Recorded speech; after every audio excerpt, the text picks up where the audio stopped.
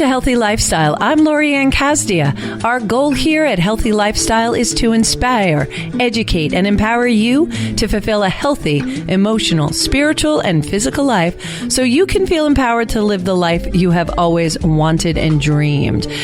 We here know that creating really good habits, it takes 21 days to build a habit and 90 days to build a lifestyle. And we love reminding you to create those habits, start one at a time, and try to focus on them. I don't like to look at them as resolutions because it's an ongoing thing. So today on that avenue, today we have one of our great inspirational people, Anthony Amen, from ReDefine Fitness, and has a great story and goes to all about creating really, really good, healthy habits. So how are you? Welcome to the show, Anthony. Thank you for having me. Appreciate it. No, my pleasure, my pleasure. So you do have a really great story. Now you've been doing fitness for how long? Approximately 5 years. 5 years. And why did you start? It's a good story. I know. Let's share it with our listeners. So started off when I was young. I was actually never into any kind of fitness. I ran a 15 mile, and for those that don't know, that's basically walking. And I was out of breath, and that was about it. I had no aspirations really to do anything outside of that besides kind of play a couple sports here and there. Right. Went to college to actually become a meteorologist, but that didn't pan out. Regardless, played a lot of sports, was playing a sport called broomball that no one's ever heard of on Long Island. Is that something out of Harry Potter? That's what everyone says. No, it sounded like it. All your speakers from Canada will know it. Oh, all right. It's hockey, except you wear sneakers on the ice. It's a little short broom, and the ball's round. Okay. But pretty much all the same rules of hockey apply. Okay. It almost sounds like, what's that thing that you scrape the ice as you go through it? We were talking about that earlier today, but couldn't remember the name. Yeah, it'll come funny. to me. It'll come to me, but it kind of has that look to it because they use brooms too, but they're clearing out the ice to allow the ball to float. Not really a broom. It's a plastic thing at the end of the wooded paddle. It's okay. Very short, stucky, like hockey stick. So that's the only sport you played? I played a lot of that. That was the most popular sport there. Oh, okay. You're from Canada? No, I'm not. Oh, okay. But why were you in Canada? Oswego. Oh, yeah. I went to Oswego for a semester. Oh, there you go. Canada. Yeah. Right across the way. Exactly. It's really cold up there. So how come you don't know broomball? We didn't play that. But I went to the ice cream place. Oh, did you? Yeah, you know what I'm talking about, I know. right? I never went there. Oh. Can't have ice cream. Oh, that's why. Yeah, no, it was awesome. Awesome. That was a great place. There was about a week that it had good weather, and it was nice, and everybody would be on the lawn. Am I exaggerating or am I right? It was a week. It was about a week. Yeah, and that's how they got you. Yeah, they always brought you up that week. Always.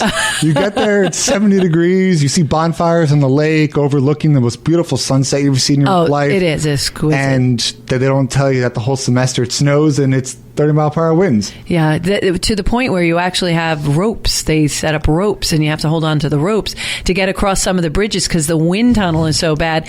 And anybody under 100 pounds doesn't have to go to class because they can't. It's dangerous. I've had many cases where you're walking up hills and you have the small little kids that needed to grab onto you to help walk up the hills because the wind was blowing them away. Yeah, and we're not talking big hills. We're talking like little inclines. Yeah. But oh my gosh, that's so funny. I had no idea. Yeah. Anthony, a lot more in common than I thought. So back to your story. So playing broomball. Yep. And my friends and I see this story differently, but I remember the whole thing. You get really good at running on the ice and learning how to stop short in sneakers. People think it's hard, but you pick it up pretty quickly. And my friend went to go slide tackle the ball away from me, and I went to go sidestep him and try not to step on his ankle. Right. And the back of my heel hit the ice, and then I fell backwards. Oh, no. It got to the point that I felt my back hit, and then my head whipped against the ice. Yikes. And I laid on the floor. Both games that were being played stopped because that was a very loud fall. Right. Got up, went off the side, and did the You were able to get up? Yeah, I was fine. I was just more nervous that I fell. Yeah, embarrassed. Exactly. Sure. I sat out, and then I went back in. Oh, my God. Shouldn't have done that. No. But nothing happened, thank God. And I remember the game ended. We were walking back to the dorm room. We got up to it. I sat on my bed, and I went to go lay back. And we were having a conversation in the room. And the last thing I remember was someone trying to talk to me, and I couldn't really form words anymore. And that's where it was just like, got it. And I just blanked on everything. So at that point, had to go to the hospital and the ER to see what was going on. Right. From that point, I don't remember the next 3 months. Wow. So you had an amnesia from hitting your head. Yeah, I couldn't look at light. It was the back of my head, so I couldn't even have the light on in the bedroom. Right. Couldn't go outside. Couldn't look at text. So pretty much what I was told was I just laid in my bed and moaned for 3 months. Oh, my gosh. Yeah. That was rough. So fast forward us into what got you into fitness. So obviously through the recovery process, yeah? Yes. I went to physical therapy, multiple doctors. I want to say it's somewhere in the 25 range because I had no range of motion. And from that, I would get muscular pain that would trigger migraines to the point that I wouldn't be able to get out of bed. And we're talking a year later. Wow. It was just debilitating. Debilitating, yeah. Well, migraines are debilitating. I get them. I have familiar migraines, so I get them seasonally and stuff like that. And so I understand the pain from the light in your eyes. It's like somebody's putting hot pins in your eyes, and the nausea that comes with it sometimes. And light and noise is you can't. You just I take my meds and go back to sleep. So, because that's the only out from the pain is sleeping.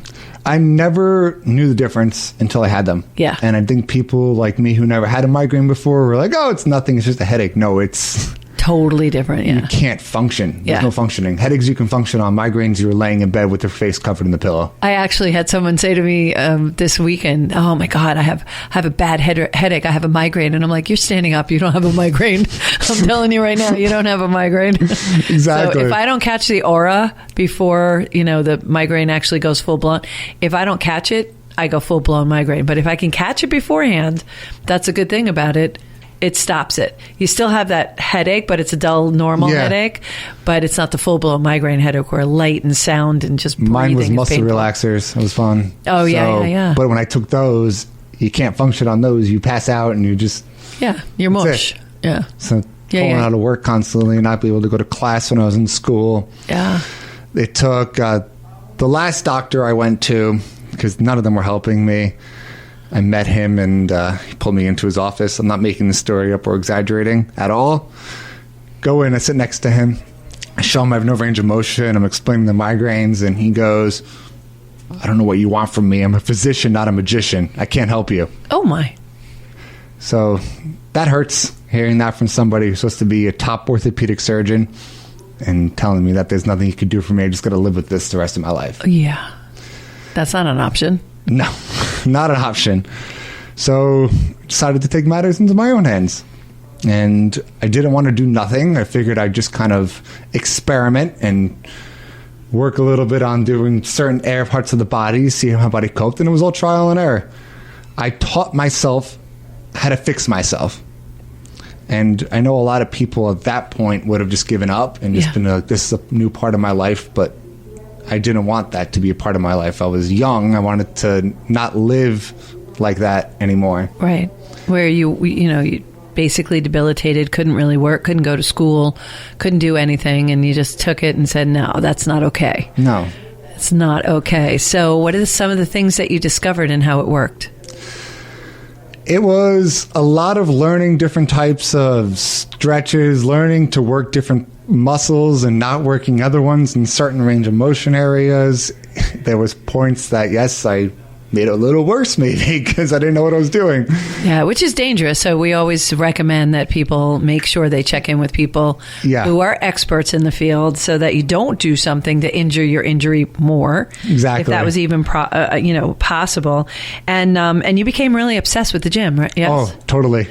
I loved the fact that I kept seeing myself get better and better. And when I tell my mom, because she was right there with me, when the first time I was able to touch my hands above my head, I hadn't been able to do that for almost 4 years. I cried. Yeah. Because it was so exciting. And I was like, no one's like, oh, okay, well, you take it for granted. You take it for granted turning your neck or just being able to do little day-to-day activities that people just, I couldn't do any of it. Yeah. So the fact that I was able to do that and kind of have a normal life, that was so exciting to me. And from there, I wanted to pass that passion on to others. And that's why I became a trainer and kind of got into the fitness world, because I really wanted to tell this story and show people that they don't have to give up.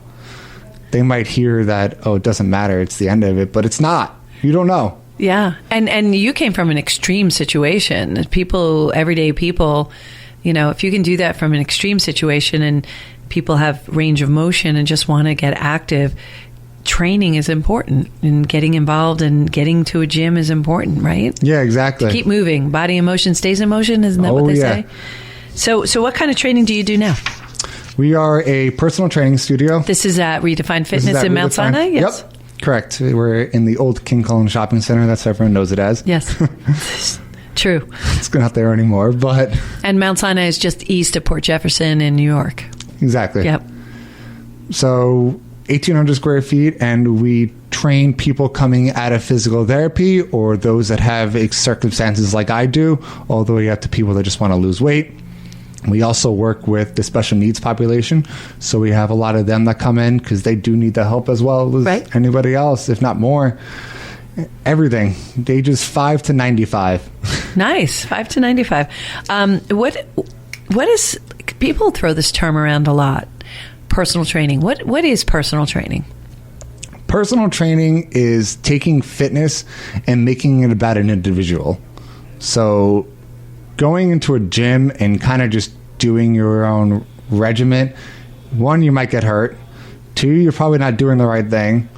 So having a trainer, we can really customize and push you and hold you accountable to push you, which is the biggest thing people like out of it. Yes. As a mentor, I hold business people accountable all the time. So we set a plan and we review the plan and they need to execute it. So the same thing for a fitness plan, correct? Exactly. Yeah. And I always wondered, because I don't like going to gyms because I don't know what to do.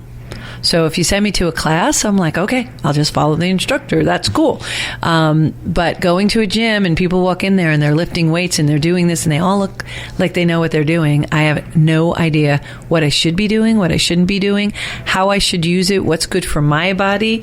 I just know that the weights feel really heavy and I don't like the treadmill. You're the majority. Yeah. Most people don't know what they're doing. Unfortunately, they don't teach it in schools. So. Right. So talk to people like me, talk to us about, what we should be thinking about and the benefits of going to a gym where you have people like yourself who are experts at this, who can help us learn how to do the right thing. The biggest thing is how it helps you. It helps you mentally. It helps you physically. The aesthetics of fitness is usually the last thing that we really push for people. I mean, everyone just attributes exercise with weight loss. Yeah, great, you're going to lose weight, but there's so many more benefits that just, to me, are more important than that. Which are? Living longer is the biggest one. And not just living longer, but having a functional life. So when you hit your 50s, 60s, 70s, even I've clients up in their 80s that are walking, lifting, moving. Some people can't say that at that age. So it's just having quality of life that really outshines over everything. And I think that's just the most important part. Helps you think more. It helps you become clear out brain fog, which a lot of people experience. There's so many diseases that it helps prevent and it can help rehab with it. The more and more research that comes out, because I always look at it, the more exercise has been shown to help. Yeah. With everything. So everyone should be doing it. So it's not just for weight loss. No, it's for way more than weight loss. Yeah. Yeah, I think weight loss, I think you just said, comes at the end. That's like a benefit. So it's a Benny. But the other things is, first you get toned, right? You put your body in the best form it can be. It actually is, my understanding too, is when you train or you do physical fitness and you go to a gym regularly, it prevents you from getting hurt, like during snow. when you're shoveling and using different muscles you haven't used in a long time, you can actually train and prepare for that, prepare your body for it, right? Oh, yeah. It's funny you say that. Most people actually get hurt shoveling snow. Yeah. That's like one of the biggest attributors to people having heart attacks and getting injured. Yeah. Because they don't realize how much they're pushing themselves out in the cold. Well, first it's cold. That adds to the endurance, right? Yeah. And then because they haven't been working out, they don't have that breath capacity, which is then associated with the heart disease and the heart episodes that people have. So exactly, it's a really good thing to do on a. Now, do you recommend daily, weekly? What is your normal suggestion for people wanting to start to do this again? Because we are, in January still coming out of making our resolutions. Although, again, my preference is that you just have a life habit. But exactly. What recommendation do you make? It always depends on the individual, the recommendation. But for the average person, at least 3 days a week of weight training is ideal. And 3 days a week? 3 days a week of How long? weightlifting. Anywhere between a half an hour and 45 minutes, depending how efficient you're doing your workout. Why? The 30-minute window of HIIT training has been shown to be the most beneficial. It combines cardiovascular training with weight training. So okay, now for people like me, what does that mean? High intensity. You remember I don't like treadmills. Fair enough. Okay. Fair enough. Although I like the elliptical. I do like running on that. So cardio is great. Yeah. Everyone needs to do cardio. But that's different. Yes. I could tell by your face. Yes, very much so. I'm talking about hit the weights that some people shy away from because they're afraid of getting hurt or doing things, but everyone needs to be doing weightlifting. Why? Because it actually will help with weight loss. It will help with osteoporosis, osteoarthritis. It's the thing that you should go to before cardio, in my eyes. If you're going to pick one, pick weights. Because with weights, you can add a cardio component to it, and that's what's called HIIT training. It's weight training with a cardio component. HIIT training? HIIT. H-I-T? H-I-I-T. Okay. High intensity interval training, which means doing an exercise for 30 seconds to a minute spout of high intensity, so a lot of supersetting, and then a break, and then getting your heart rate up again, and then a break. I get it. So why do you do that? Why do you do repetition? Why do you do sets? Why do you do things like that? Well, what's the point? I need to understand, because I really can't wrap my head around it. I watch people do it. Everybody does it, but I don't know why. To get your body to failure. Okay. So with muscle building, just in general as the first part, you don't build muscle in a gym. Okay. That's a common misnomer. When you're doing your bicep curls, let's say as an example, your bicep gets bigger, but that's not because you're building muscle. What's actually happening is you're putting micro tears into your muscle, and it inflames. Kind of like when you stub your finger and it blows up. Yeah. So that's the same thing that happens when you're working out. Your muscle blows up and it looks bigger at that moment. But over the next 2 days, which is the 48 hours of recovering, is when your body is going to repair that muscle and make that bigger and stronger, and you adapt that way. And that's going to help you. Right. And the more muscle you put on your body, the higher your metabolic rate is, which will help you keep the weight off and lose weight in the long run that way as well. So your metabolism speeds up from doing that? Speeds up from doing it. Really? So that repetitiveness is good? Oh, yeah. Huh. With proper form. Repetitiveness of proper form. We're going to establish that. All right. So, all right. I get it. I really get it. This is new for me because I don't do that. So I'm a yoga girl. Yoga's great. I'm a yoga girl. It's high intensity, but it's strengthening in control. Yeah, is the way that I look at it. So that combined with meditation to me is what very I do. Important. However, I really want to learn more about weight loss. So I'm going to ask you to stay with us for the second half. Would that be okay? Yeah, absolutely. That would be awesome because I want to share more information with our listeners to know more about what you do, Anthony, at ReDefine Fitness, and how everybody should get back into it if they're not into it, and what they should plan to do.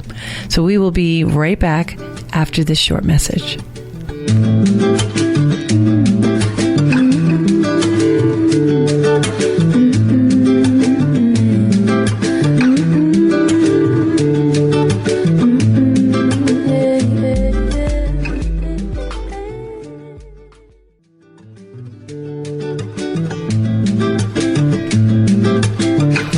Welcome back to Healthy Lifestyle. I'm Lori Anne Casdia. If you have any questions, comments, or ideas you'd like to hear more about, please email us at healthylifestylewithla@gmail.com. And of course, follow us on social media at Healthy Lifestyle with LA. We love hearing from you. We answer every email and post personally. And we soon will be live streaming on Facebook starting next month, actually. So we're really excited about that too. So today, we are speaking with Anthony Amen from ReDefine Fitness.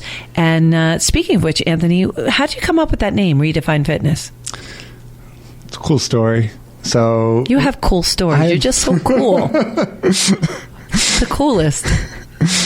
ReDefine Fitness is kind of, you can hear in the name, I'm trying to change the fitness industry. Nice. So it used to be back in the 80s, 90s, where it was all about bodybuilding and stuff like that.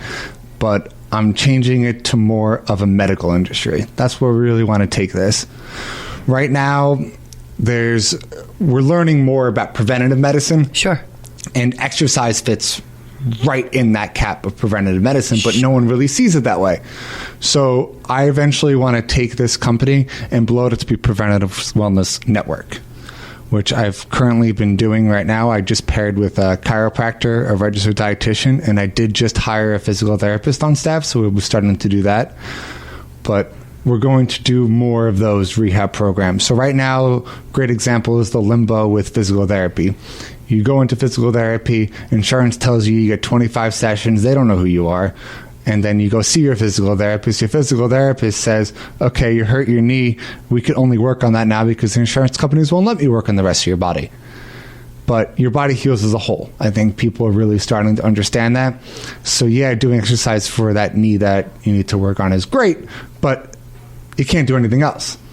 So that's why I'm creating programs now where you can do that. You get a physical therapist to really help fine-tune and do those medical massages that you need and work on more range of motion. And then you can work with a trainer to work the rest of your body and really get the whole thing put together. Everything needs to be together with preventative wellness, and that's where I want to take ReDefine Fitness to be a whole new ball game. Imagine a place where you had insurance now that would cover that, where kind of getting your regular checkup from the doctor, now you can go to a network and you can go get your regular chiropractic checkup. You can go to your dietitian. You can go here, all in one place under one roof where everyone has the same program all about you. Yeah. Well, it makes perfect sense because I know that when you hurt something, let's say you hurt your right leg, you eventually hurt your left leg because you favor the left leg. And then so you're thrown off completely. Your whole balance is thrown off because you do what's most naturally, which is to stay off. Exactly. And I know recently in hospitals, well, not so recently, but in the last 10 years, they've decided instead of you staying in the hospital for 7 days, the insurance company will let you anyway. But years ago, you used to stay in the hospital for a really long time. People were getting sicker, and also they were getting the bed sores, and they weren't moving. So they try to get you up and moving right away. So that, to me, just screams exactly what you're saying. It sends the same message. We have to keep it moving. So why isn't the industry like that right now, where you're working with the medical groups? A lot of gray area. It's been a struggle, which is the hardest part right now to really make this happen. The biggest thing is, like I said, it's just coming now how important fitness is in the medical world for a lot of people, like regardless of what person's condition is. And some doctors are starting to see that and starting to recommend people exercise, especially with the obesity crisis going on. Right. But they don't see training kind of as a avenue to push people on. Reason being, licensing for training doesn't exist in New York State. For Any now. human being can be a trainer. Okay. You can tell me you're a personal trainer and I have to believe you. There are national accrediting agencies, which I do require all of my staff to be on, so every one of our trainers is. What are they?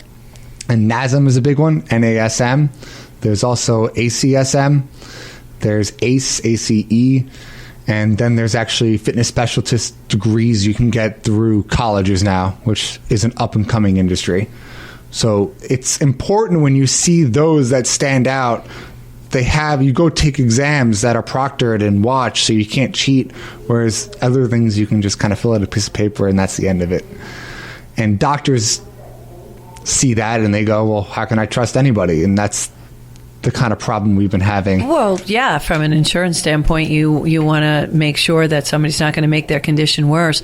And then that doctor, it gets associated with that doctor, not the person you're getting trained by. Do you need to do personal training, or can you do training in groups?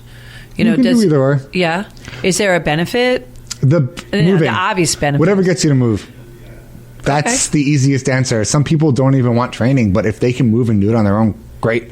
I'd rather somebody move than go into training just in general. I just want people to exercise and see the importance of it, because it's going to help everybody in the long run. And does it have more benefit the older you get, or does it not matter? Start anytime. Start anytime. It's especially important for the elderly. So, great example of that HIIT training, which I can dive back into. Yeah, please do. So, older people is high intensity interval training. Perfect. I paid attention. I get an A. So, they came out with an awesome landmark study saying that people up in their 80s and 90s should be doing HIIT training. Imagine seeing an 80-year-old doing burpees and sweating. No, I hate those. Can I do something else? Just as if you've never done a burpee, you have to look it up. They're so hard. Michael, you know what I'm talking about, don't you? Burpees are fun. Stop. They're fun. Oh, my gosh. They're fun. All right. I'm not talking to you the rest of the show. Thought you had my back, dude. No, they're hard. They're so hard. But, yeah, I could see that.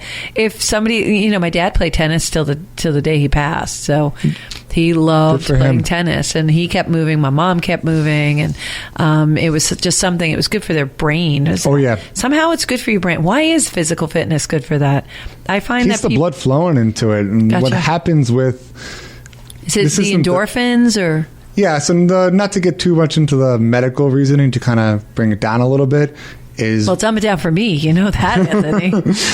But, for example, with dementia, is what's happening is your arteries actually getting clogged in your brain, those little tiny veins in there. Yeah. And if you have a little piece of fragment of cholesterol that gets stuck, it's going to kill that little piece of the brain. And that's what's going to cause dementia. And you're going to start forgetting things. With exercises, you're actually getting rid of that plaque.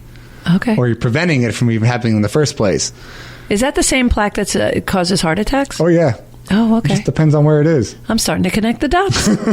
Look at that. And the ones that need to cause heart attacks, especially depending on where it is more of an area, so it needs to be a lot of big plaque buildup. But to get a plaque buildup in your brain, it only needs to be the tiniest little thing. Gotcha. So that's how it's even more important to really exercise. Even with Alzheimer's, they're showing it's important to be sleeping and exercise, especially if you have it in your family. Yeah. I love your vision on changing the industry and making it cohesive with the medical industry, because it is an important element. I mean, they kind of do with PT and chiropractic, but it needs to be more than that, because it needs to be an everyday habit. Oh, where have we heard that before? Making those habits. Yeah. So that movement is really, really important. What's your view on the percentage rule? And please explain the percentage rule to all of us. So that is something that's uniquely mine. So then you'll have to explain it. Exactly. I like playing poker and gambling. Okay, so, legally, of course. Legally, of course. And I was a big math buff growing up as well. So I'm all about percentages. Let's say you're at a casino, right? Okay. And for this particular game, you have a 50-50 shot of winning. Okay. Right? And the dealer goes to you, hey, look, listen, go get me a coffee and I'll give you 10% better odds. Okay. Are you going to go get that coffee from that dealer? Yeah. Absolutely. Yeah. Not even thinking about it. So let's take that practicality and throw it into fitness and health. When you're born with a certain amount of genetics, whatever your genetic history is. Right. Some people have a 20% chance of developing something. Some people have a 10% chance of developing. So you're kind of given that deck of cards when you're born. Yeah, sure. So the percentage rule applies to that. Let's say you got a 20% chance of getting cardiovascular disease based on your genetics. But if you diet and exercise, I can make that 20% chance a 10% chance. Wow, I'd do it. Why wouldn't you? Yeah. But there's a flip side to it. If you decide to go smoke, if you decide to go eat McDonald's every day, now that 20% chance is becoming a 40% chance, Okay. 50% chance. Yeah, it's possible because I hear from people all the time, well, my cousin Tony did this, smoked until he was 95. Yeah, there's a chance that you can smoke your whole life and nothing will happen. Right. But that chance is slim. Right. Why wouldn't you, like in that game, go do something just to increase your odds? Yeah, you're rolling the dice. Exactly. So why not roll it in your favor? Exactly. Yeah, I see what you're saying.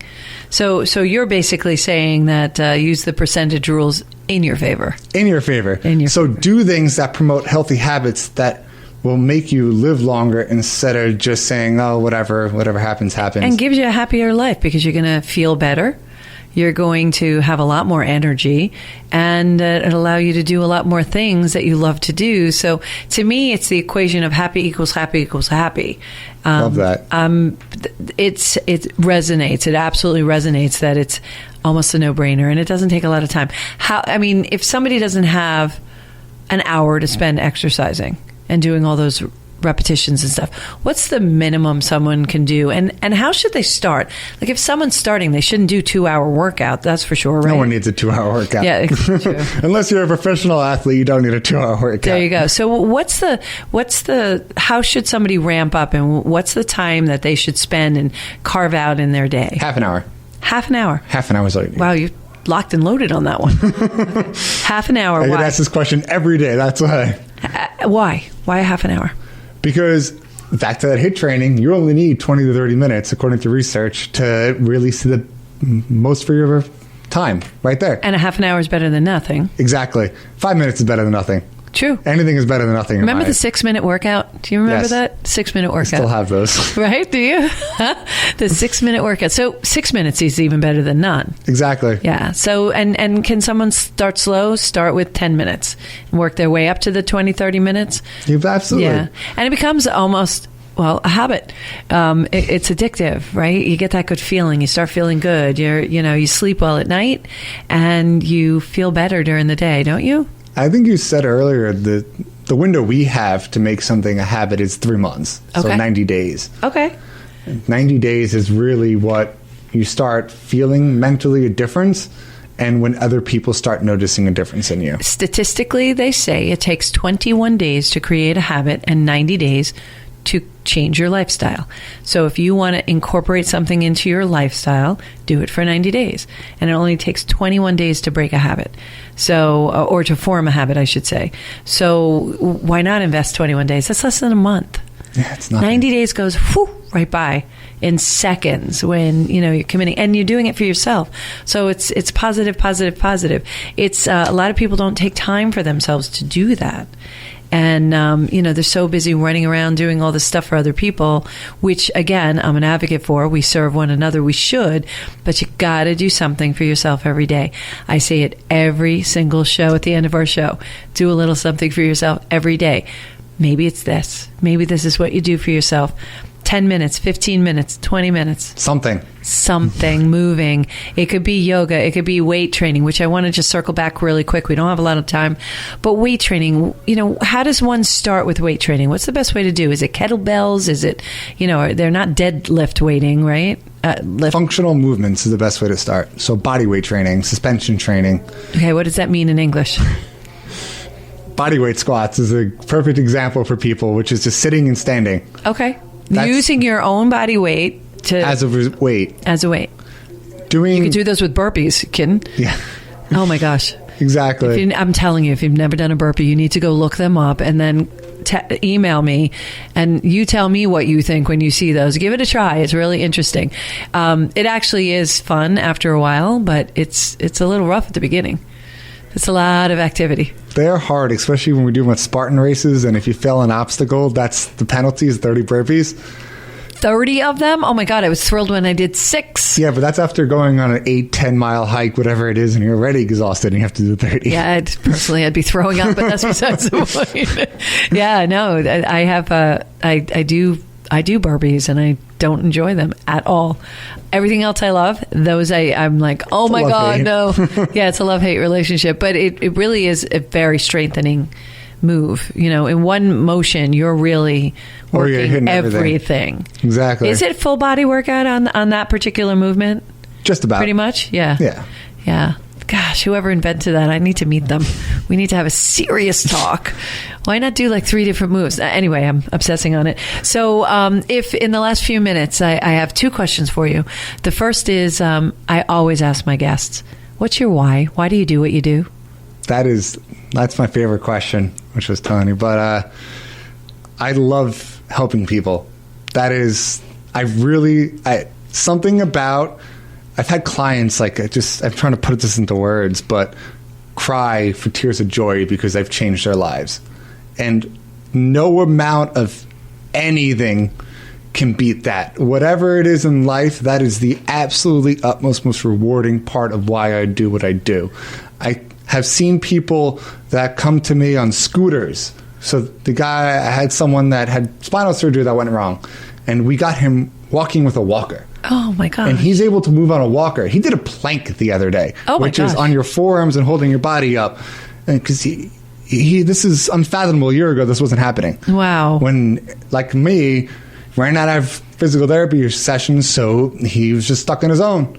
So he came to me, and I helped him out doing this. I had a woman who had a new lung put in, and a new hip put in, and a new knee put in. Wow. And she could do nothing. And we took her from that to squatting 135 pounds. Wow. With the barbell on her back. You're really changing people's lives in a positive way. I really want to inspire people like I inspired myself and pass that on.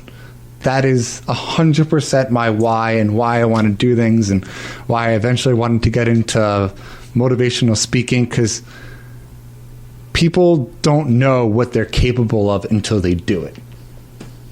Everything's impossible until somebody does it. It's one of my favorite quotes. Yeah.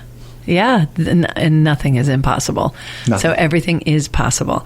I love that. I really do. You are very, very inspirational, and it's wonderful. Now, you do at your shop, real quick, you do group classes, you do personal training. What else do you do there? It's mostly training, just one-on-one training. We do some small group training, which is capped at 5 people. That way we can still keep those classes personal. Yeah. Because I'm sure if you've experienced in a big class, you get lost, and like you said, you blindly following the instructor. Yeah. In our classes, that doesn't happen. Okay. Because we're making sure you have proper form while doing things. But I can hide in those classes. Yeah, there's no hiding in our classes. That's great. And just if you could say anything to the listeners, and be inspiring, which you are on a daily basis, what would you tell them? Never give up, but don't let people tell you to. Exactly what you do. No matter how many people say you can't do something, I'm not even 30 and I started my own business. So there's nothing you can do, no matter what it is in life. Anything is possible, as long as you set your mind to it. Yeah. You have a unstoppable spirit, and I love that about you, Anthony. It's wonderful. And if they mention the interview, right, they can get a free assessment. Absolutely. This one, if they mention that they heard you on this show, they can get a free assessment. We're also going to give them a free small group training class as well. Oh, that's wonderful. So we can do that and a free assessment if they mention the show, and we can get them in the assessment process. We learn a little bit about the individual for talking back and forth. We do some stuff on the floor, so a little bit of exercise, and then we talk about programming options, what's best for you, whoever decides to come. That's wonderful. It's so wonderful to have you. I hope you can come back. Thank you. Appreciate you having me a lot. Absolutely our pleasure. You're, like I said, you're inspiring, and I look forward to all the changes that you're making and changing the industry. And even if you do it single-handedly, and I suspect you might, I think that's wonderful that you're starting this movement. So congratulations to you, and thank you so much. Thank you so much. Appreciate it. Thank you all for joining us today on Healthy Lifestyle. My heart is always lifted by sharing this time with you. I want to thank my guest today, Anthony Amen from ReDefine Fitness. Yeah, I don't know why I blanked on that. I need to work out more. I have no brain. And of course, our producer, Michael, all right, I'll talk to you now, but whatever. In the meantime, follow us on social media at Healthy Lifestyle with LA. Remember, we're here to serve one another, so please just take a moment, step out of your day, do a little bit of something for someone someone else. It doesn't have to be a lot. And remember, do a little something for yourself. Create the new habit. It takes 21 days to build a habit, 90 days to build a lifestyle. Start with one new habit. Perhaps it's at ReDefine Fitness. Come and speak to Anthony, who can give you some really good advice and send you down the right path. Someone who's as inspiring as this can definitely inspire you to stay on a program and do something for yourself and keep you all nice and healthy. That's what we're looking to do. In the meantime, thank you for joining us on Healthy Lifestyle. I'm Lori Anne Casdia. Until next time, play a higher role, serve a higher purpose, show up for you, and show up big.